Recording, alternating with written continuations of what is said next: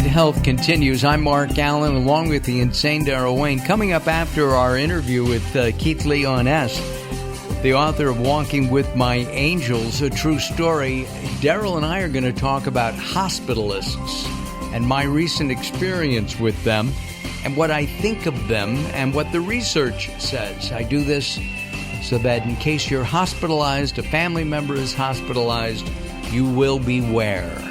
That happens in about 10 minutes from now. We go to Vermont, where we're spending some time with Keith Leon. He's a member of the Evolutionary Business Council, which I am also a member of. And Keith is a multiple best-selling author, is a speaker, and a talented musician. And we're talking about his experiences with angels. This is Late Night Health. And we talk a lot about spiritual health as well as mental health and physical health. If you're walking down the street, Keith, does your angel start walking with you and says, hey, be careful, there's a car coming, we don't want to get hit? And I don't mean to be flippant, I'm just trying to figure this out. Yeah, I've been saved so many ways, and you'll read about 7 of them in the book, literally touch on all of them. But yes, like either hear a voice, either know what to do, there's many different ways that the guidance shows up, but it's showing up all the time because I'm listening. And that's really the message that I love to share with people. It's like we have the answers, all the answers we need within us.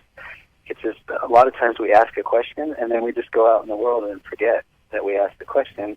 We don't literally sit in the silence long enough to receive the answer to the question that we asked.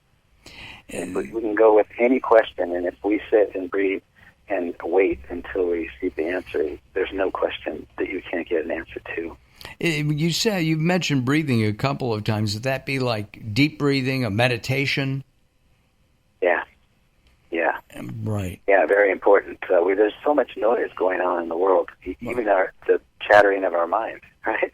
And then you've got Facebook, and you've got ads everywhere, and TV, and family, and office workers, or whatever it is, that's just constant noise coming at us.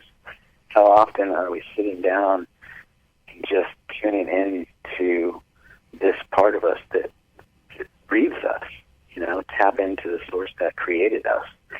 You're talking about God. Tap into our helpers, our inner guides, our inner knowing that already knows the answer to every question before it's asked. There's that part of us. The idea of having a guardian angel being visited, it appeals to me personally, okay? But I ask questions. I guess the listening part is the heart, calming my mind, I think it's a common thing, calming one's mind. There's so many things, bill to pay, money, wife, family, work. All this stuff is happening, and as you said, we're also all bombarded with just a wide variety of information constantly. I mean, I was in a men's bathroom, and there was a video over the place where men go to over the urinal, and there's advertising going on, and you're a captive audience. This has got to be funny. Hopefully, it's not a touch screen. No, it was not. Oh, good. Yes, it was not a touch screen. Yucky. All right. From now on, no more public bathrooms for me.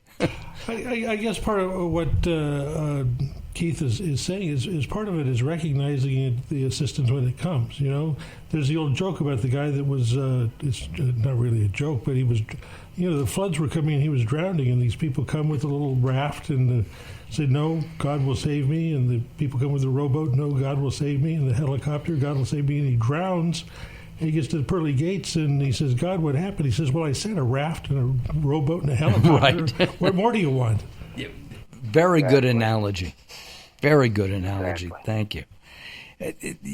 The idea, when you're talking to people, you're talking to your audience, to your family, to your group, if you will. But do you ever get blowback and say, oh my God, how could you really be talking to angels? Only if they don't know me at all. And they haven't listened to me for a few minutes. But as you get to know me, you would see, that like I have a really successful business, and that was, I don't have the education that I would be able to do that. I just at one point sat down and asked for the guidance and was told how to do that. And the first book that I tried to do as human Keith by myself did nothing. And the second one, I had 10 people from the movie The Secret. Jack Canfield did the forward. They all took me under their wing, taught me everything they knew. I had an international bestseller. 2 weeks before the launch, Oprah held up Eckhart Tolle's book about life purpose, which is what my book was about. It made it the topic of the world 2 weeks before my launch.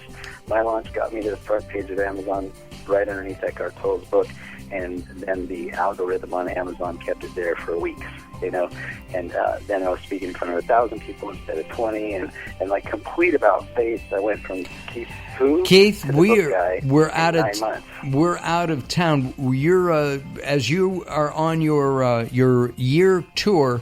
We'll have you back, okay? Walking with My Angels, a true story. I would have changed the name Walking with Your Angels, but what do I know? So we can all do that. All right, coming up next, Daryl and I, we get to talk. Don't go away. Late Night Health continues.